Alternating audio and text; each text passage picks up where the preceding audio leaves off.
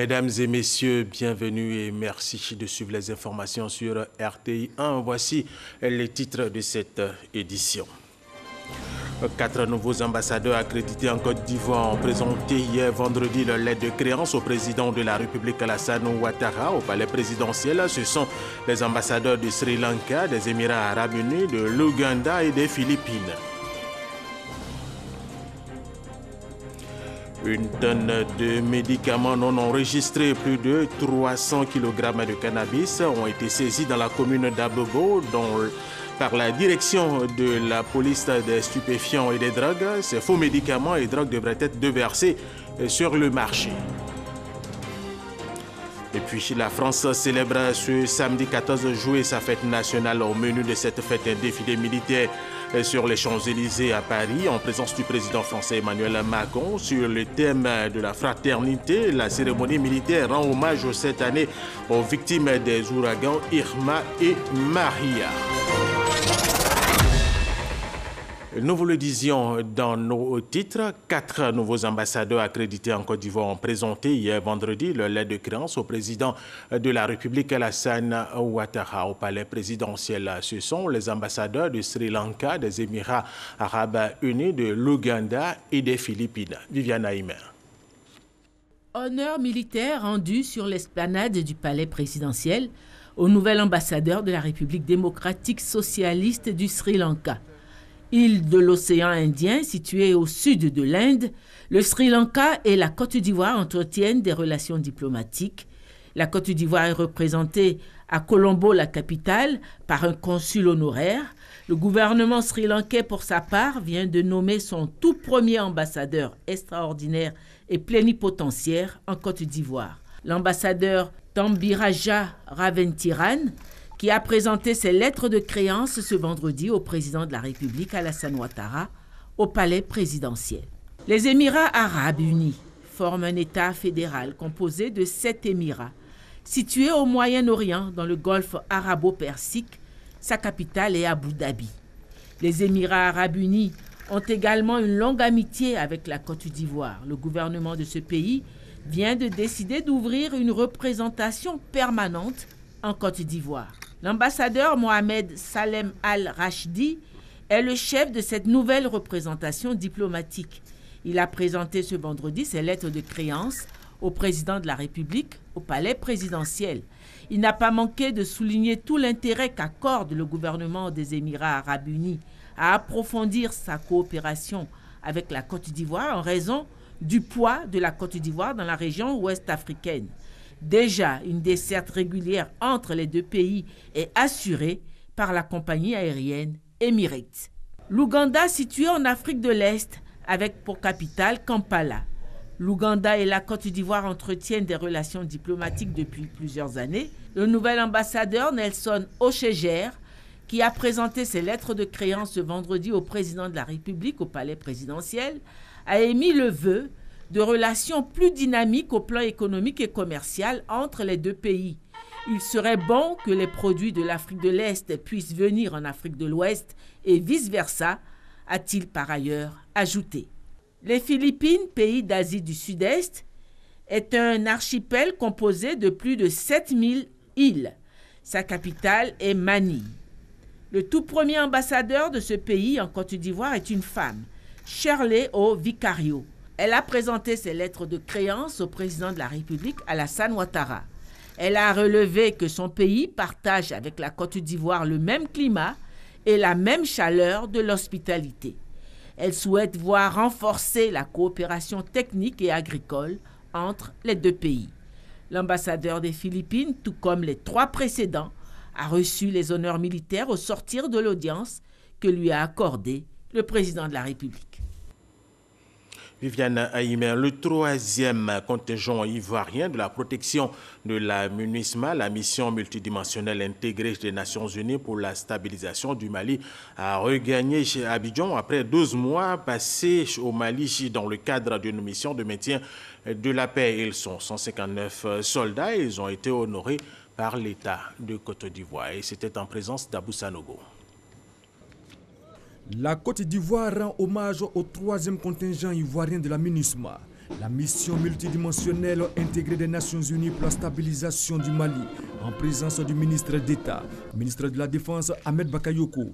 Pendant 12 mois, ces 159 hommes et femmes de la compagnie de protection MINUSMA ont sillonné les pistes du désert malien afin d'aider ce pays à restaurer la paix, la sécurité et promouvoir le développement. Rentrés des missions, ces soldats reçoivent la reconnaissance de la nation. Ils ont été faits respectivement chevaliers de l'ordre national, chevaliers du mérite ivoirien et médaillés des forces armées de Côte d'Ivoire. Officiers, sous-officiers militaires du rang du 3e contingent ivoirien. Votre action sur le terrain a été d'un apport très appréciable pour garantir l'efficacité opérationnelle de la mission. C'est pourquoi, lors des passages aux Nations Unies de différentes personnalités ivoiriennes, la Côte d'Ivoire a reçu les félicitations du directeur départemental des opérations de maintien de la paix pour le comportement exemplaire que les contingents ivoiriens ont toujours affiché. Le ministre d'État, ministre de la Défense Ahmed Bakayoko leur a traduit les félicitations et les encouragements du président de la République, puis a salué leur don de soi. Ce contingent a été un modèle, a été un exemple à travers tous les messages de félicitations que nous recevons de la division du maintien de la paix de l'ONU. Et je voudrais dire un grand merci, un grand bravo à tous vos encadreurs, à la hiérarchie militaire, pour ce travail qui honore la Côte d'Ivoire. Je vous demande, avec ces médailles, d'être la fierté de l'armée de Côte d'Ivoire. Donc vous devez être des modèles pour vos camarades, des gens à qui les autres ont envie de ressembler. Le détachement ivoirien était stationné à Tombouctou dans le secteur ouest du Mali, avec pour mission la sécurité du super camp de Tombouctou, la sécurité des hautes personnalités de passage dans le secteur de Tombouctou, l'escorte des convois logistiques de la MINUSMA et la sécurité de l'aéroport. Et cette information, l'ancien commandant supérieur de la gendarmerie nationale et ancien ambassadeur de la Côte d'Ivoire au Sénégal, le général Kassaraté Tiapé Edouard, est décédé hier soir ici à Abidjan. Il était à la retraite et âgé de 68 ans. Alexis Ouedraogo. La nouvelle est tombée tard dans la nuit, confirmée aux alentours de minuit sur le site de la gendarmerie nationale. Le général de corps d'armée à la retraite Edouard Kassaraté a passé l'arme à gauche. L'ancien commandant supérieur de la gendarmerie, ex-ambassadeur de Côte d'Ivoire au Sénégal, a tiré sa révérence. Un accident vasculaire cardiaque l'aurait frappé dans la soirée de vendredi. Le vaillant soldat n'a pas pu tenir tête à l'ennemi. Ancien commandant militaire au palais présidentiel d'Abidjan sous Laurent Gbagbo, le général Kassaraté a été affecté par ce dernier à la tête de la gendarmerie qu'il a commandé jusqu'à la chute du régime. Nommé ambassadeur par le président Alassane Ouattara au Sénégal, il aura servi à ce poste depuis la fin de la crise en 2011 jusqu'à sa retraite il y a quelques mois en 2018. Rentré au pays, l'officier supérieur à la retraite avait décidé de s'engager en politique auprès du PDCI-RDA, une aventure politique de courte durée pour le natif de Tabou. La Commission nationale de lutte contre la prolifération, la circulation illicite des armes légères de petit calibre a initié une rencontre de 2 jours à Grand-Bassam pour renforcer les capacités des membres de la société civile sur la mise en œuvre du traité sur le commerce des armes. Abou Sadogo. La mise en œuvre du traité sur le commerce des armes au cœur d'un atelier de renforcement des capacités des membres de la société civile. La COMNAT ALPC, la Commission nationale de lutte contre la prolifération et la circulation illicite des armes légères et de petit calibre, instruit les membres de la société civile sur les enjeux et leur rôle d'acteur dans la sensibilisation pour sa mise en œuvre. Il s'agit donc pour la COMNAT ALPC en collaboration avec le secrétariat du Conseil national de sécurité de les inviter à prendre une part active dans le processus de négociation à travers des actions de sensibilisation et de plaidoyer jusqu'à l'adoption du traité. Nous nous sommes donc donné quelques axes. Ce sont l'harmonisation du cadre juridique ivoirien pour le rendre conforme aux instruments internationaux et régionaux pertinents, le renforcement des outils et procédures en matière de transfert d'armes, et le renforcement des capacités des hauts cadres et des institutions en charge de la sécurité, la défense et la justice. Le présent atelier nous donne encore l'occasion de réaffirmer la détermination du Conseil national de sécurité à engager des réformes pertinentes et continuer à prendre les mesures qui s'imposent en vue de renforcer la sécurité au plan national et contribuer à l'amélioration de l'environnement sécuritaire au niveau régional et mondial. Au total, 25 membres de la société civile sont instruits sur les prescriptions du traité sur le commerce des armes. Chaque fois qu'il y a un engagement qui concerne comment préserver des vies humaines, comment préserver la sécurité humaine de façon générale, la société civile est disponible à accompagner toutes ces actions. C'est une opportunité pour nous de nous imprégner de ce nouvel instrument juridique que nous estimons qui est très important pour un pays comme celui de la Côte d'Ivoire. L'objectif de ce traité signé et ratifié par la Côte d'Ivoire en 2014 est de contribuer à réguler le commerce licite des armes, de lutter contre le commerce illicite des armes classiques et de réduire la violence armée. Deuxième grand titre de cette édition, une tonne de médicaments non enregistrés et plus de 300 kg de cannabis ont été saisis dans la commune d'Abobo par la direction de la police des stupéfiants et des drogues. Ces faux médicaments et drogues devraient être déversés sur le marché. Ils étaient stockés dans un magasin géré par une dame. Nous allons retrouver une fois de plus Abou Sanogo. Moment de grand regret pour cette dame âgée de 33 ans. Voici ce qui a été découvert dans son magasin à la gare routière d'Abobo. Tout ceci destiné à alimenter le marché. Au total, 10 tonnes de médicaments non enregistrés et 301 blocs de cannabis saisis. Certains même conditionnés étaient prêts à la consommation. Fruit d'une opération menée par la direction de la police des stupéfiants et des drogues. Toute information est la bienvenue. Et donc nous demandons aux populations de nous donner les informations et nous allons opérer sans impliquer nos informateurs. La cible de cette dame et ses complices, les élèves. D'ailleurs, d'autres faux médicaments ont des goûts fruités. Ils vont aux abords des établissements primaires comme secondaires et ils font croire aux enfants que c'est des bonbons. Et comme ça a le goût de la fraise, les enfants aiment la fraise et donc 100 francs, 50 francs, c'est pas cher. Et les enfants payent. Et à force de consommer, la dépendance doucement s'installe et les enfants ne peuvent plus s'en passer.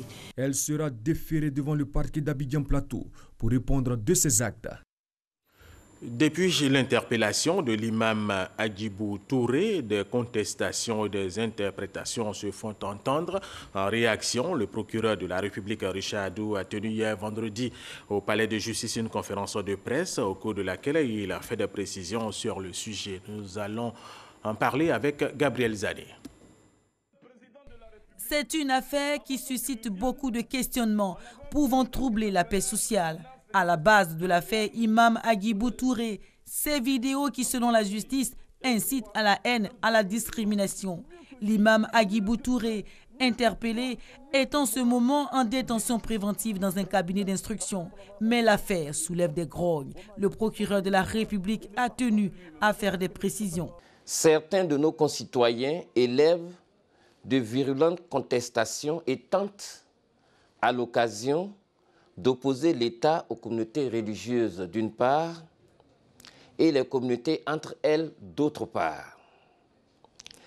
Le procureur de la République tient à préciser que dans le cas d'espèce, il ne s'agit nullement de museler un guide religieux, encore moins de l'empêcher de jouer son rôle dans l'éveil des consciences de ses fidèles. L'imam Agibou Touré est poursuivi pour des faits de xénophobie, d'incitation à la haine, d'apologie du terrorisme.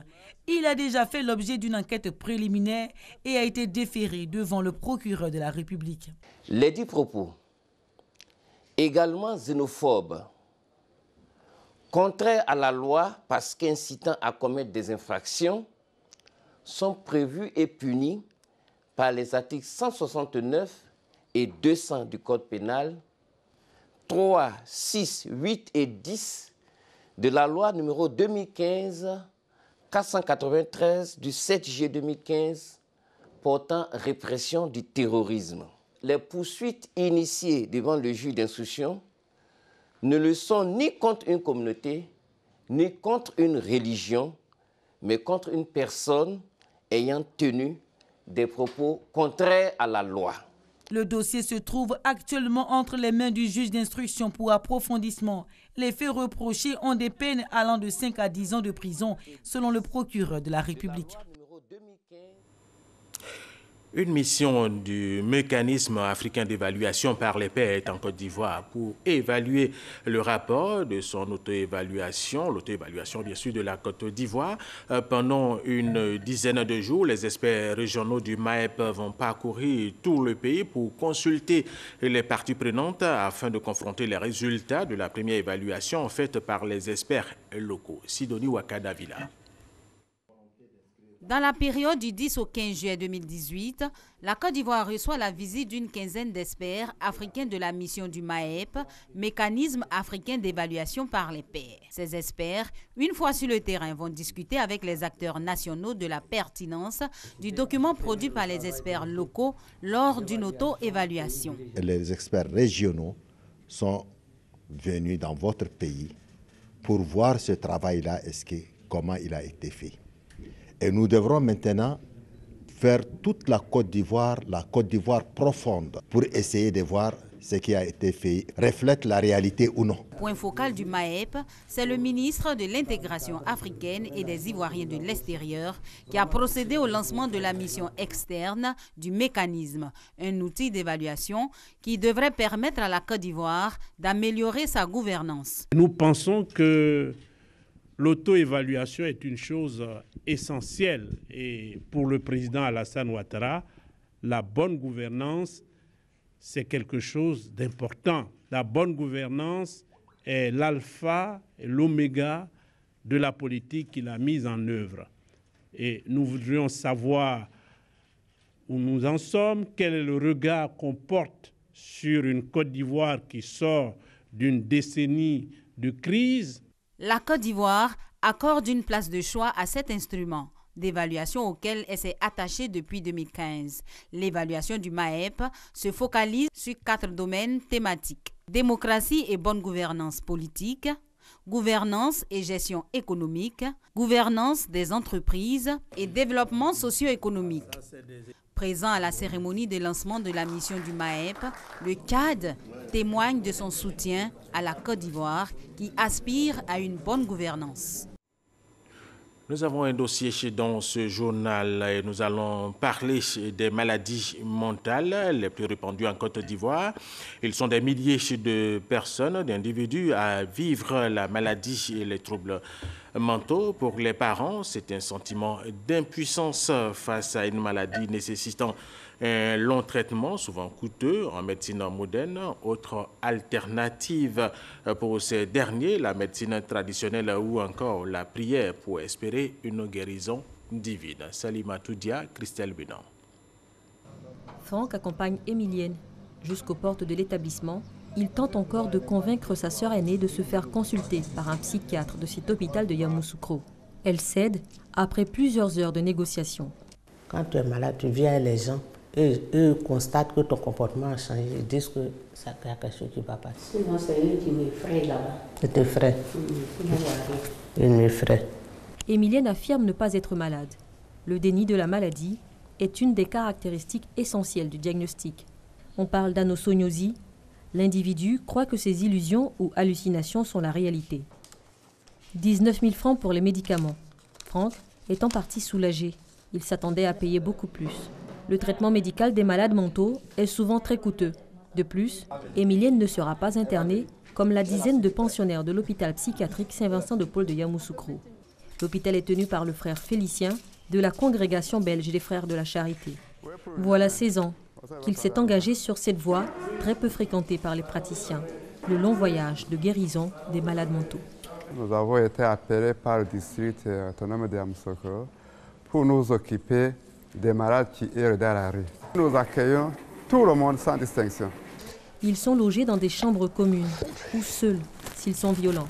Le personnel, aides-soignants, médecins et infirmiers prend soin au quotidien des malades. Leur prise en charge est financée par la Congrégation belge des Frères de la Charité et par l'État. Le reste provient de dons de particuliers et de contributions minimes demandées aux parents de malades pour les frais médicaux. Des changements qui affectent la pensée, l'humeur ou le comportement d'une personne. Ainsi se définissent officiellement les maladies mentales. Les plus connues et les plus répandues sont la schizophrénie, les troubles bipolaires, la dépression sévère et persistante et la démence. Des êtres humains qui souffrent profondément. Selon l'OMS, les troubles mentaux ou neurologiques affectent ou affecteront une personne sur 4 dans le monde, à un moment ou à un autre de leur vie. Les jeunes sont en première ligne. Parmi les causes à un terrain biologique et ou génétique favorisant, combinées à des facteurs environnementaux déclenchants. Le traitement médical est long, difficile et les rechutes fréquentes. Les psychiatres parlent de stabilisation plutôt que de guérison. Devant cet aveu d'impuissance, des parents de malades s'orientent vers les tradipraticiens.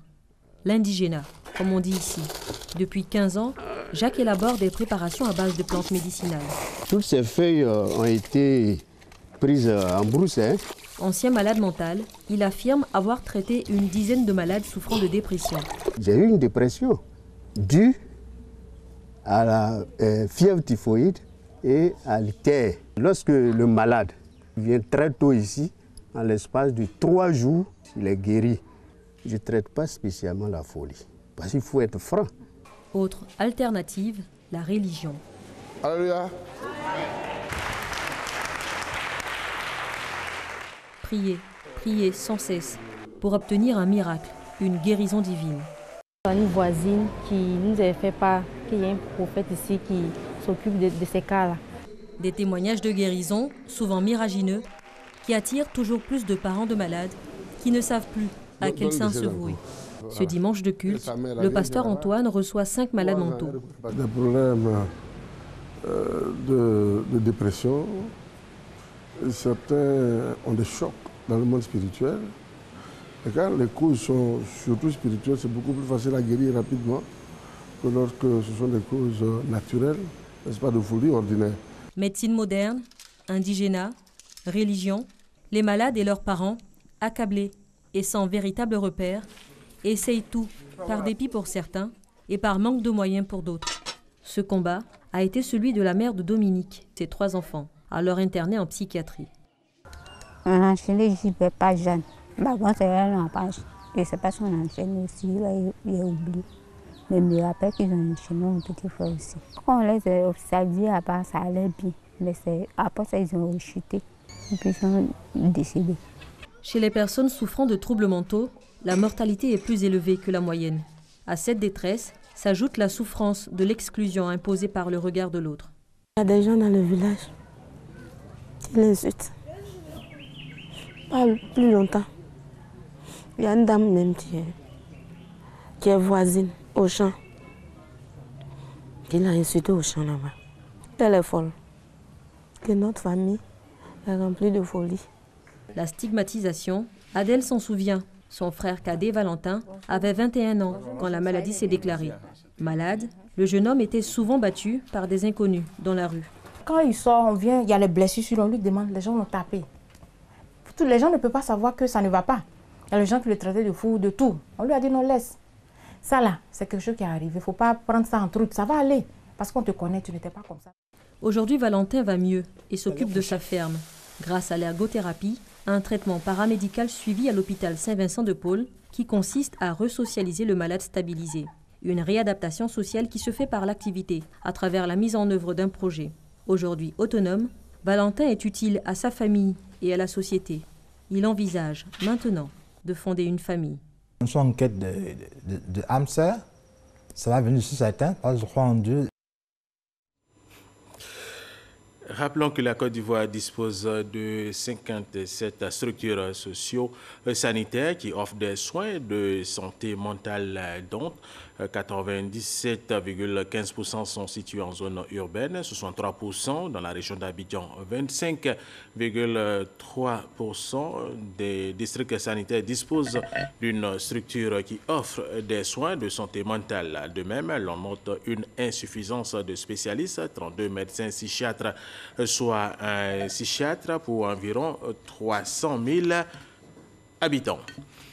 Autre information dans cette édition, parlons des rebûches de véhicules et ceux des équipements électriques et électroniques qui sont souvent déversés dans des zones ouvertes ou de drainage. Pour trouver une solution durable à ces rebûches qui menacent la santé des populations, une rencontre a eu lieu entre les experts du domaine pour réfléchir sur la question. Et c'était en présence de notre reporter Amadou Ouattara Walter. Les rebûches de véhicules, de téléphones portables, de carcasses de téléviseurs et d'ordinateurs contiennent des produits chimiques dangereux pour la santé.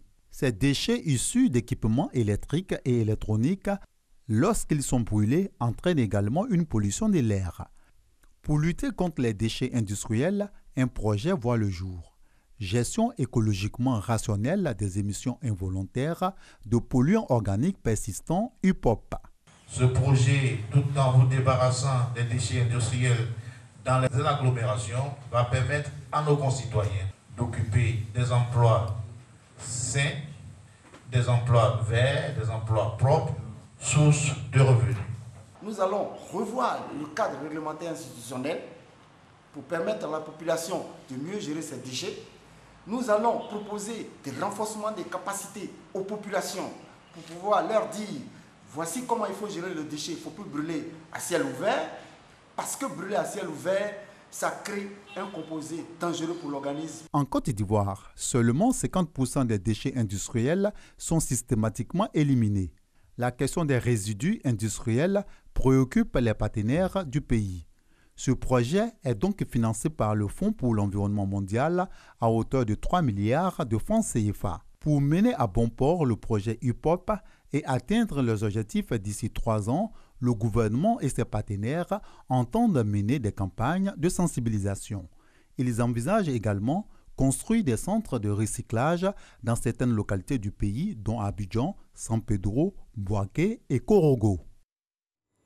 Le 35e anniversaire des relations diplomatiques entre la République populaire de Chine et la Côte d'Ivoire a été célébré à Pékin en Chine. À cette occasion, l'ambassadeur Adama Dosso a organisé un dîner gala pour saluer l'exemplarité de l'amitié sino-ivoirienne. Ahmed Traoré, Alexis Ouedraogo. Le 29 juin de chaque année marque l'anniversaire des relations diplomatiques entre la Côte d'Ivoire et la Chine. Cette année célèbre le 35e anniversaire de la coopération entre les deux pays. L'ambassadeur de Côte d'Ivoire en Chine a organisé un dîner gala à Pékin en présence du vice-président du Parlement chinois. La fidélité de mon pays à son amitié avec la Chine et battant son attachement au principe d'une seule Chine avec Taïwan, le Tibet et le Xinjiang comme partie intégrante. Mon pays continuera de respecter et de préserver les intérêts fondamentaux de la République populaire de Chine, sur terre, mer, dans son espace aérien, ainsi que dans toutes les instances internationales où elle siège. Ici même, la mission diplomatique que j'ai le privilège de diriger s'engage à maintenir avec les organes de l'État et du Parti communiste, ainsi qu'avec tous les segments de la population chinoise, les meilleures relations possibles et inimaginables, afin de pouvoir continuer ensemble à promouvoir davantage les échanges déjà si fructueux entre nos deux pays. Il en a profité pour saluer l'exemplarité de l'amitié sino-ivoirienne qui est à son meilleur niveau. L'ambassadeur de Côte d'Ivoire en Chine a rendu hommage au gouvernement chinois qui ne ménage aucun effort pour accompagner la Côte d'Ivoire à l'émergence.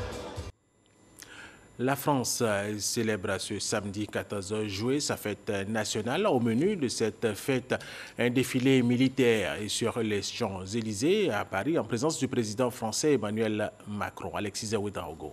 Quelques 12 000 membres des forces de l'ordre sont mobilisés dans Paris et sa région à l'occasion de la fête nationale et en prévision du match de dimanche où l'équipe de France espère battre la Croatie pour remporter une deuxième Coupe du Monde. Sous le soleil, le président Emmanuel Macron, dont c'est le deuxième défilé depuis son élection en 2017, a ouvert les festivités avec la revue des troupes sur les Champs-Élysées. Debout, à bord d'un commande-car, le chef de l'État a descendu la célèbre avenue parisienne aux côtés de son chef d'état-major des armées. Après le président américain Donald Trump l'an dernier, le premier ministre singapourien Heng Loong et le ministre des Affaires étrangères japonais Taro Kono sont les invités d'honneur du chef de l'État, alors que la France a entrepris de renforcer ses liens militaires Asie-Pacifique. Au total, quelques 4290 militaires, 220 véhicules, 250 chevaux, 64 avions et 30 hélicoptères ont pris part à l'édition 2018 de ce défilé de près de 2 heures, organisé autour du thème « Fraternité d'armes ». Voilà, c'est la fin de cette édition supervisée par Michel Mambo. Merci aux techniciens, merci à vous de l'avoir suivi et restez avec nous sur RTI 1.